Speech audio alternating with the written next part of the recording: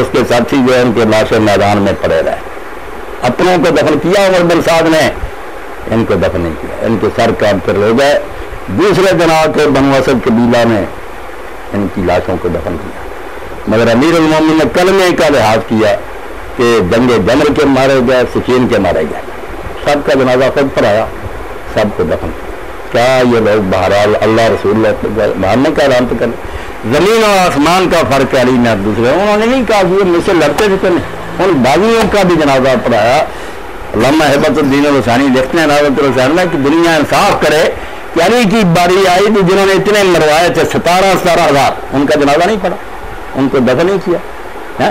اس کے بیٹے کی باری آئی تو مسلمانوں کو یہ بھی توفیق نہ ہوئی کہ کوئی قبر ہی بنا دیتے. تو ظلم تو میرے بھائی لوگوں نے کیے جس کے نتیجہ میں یہ آگ بڑھتی, ورنہ شاید معاملہ ٹھپ ہو جاتا. تو حق پر نہیں ہم انہیں کہتے, کوئی یار سنت کا یار حدیث کا عالم نہیں کہتا, کتابیں نکالے صرف یہ کہتے کیا ہم برا برا کہنے سے ملتا ہے, یہی کہیں کہ اللہ انہیں معاف کرے بخشے.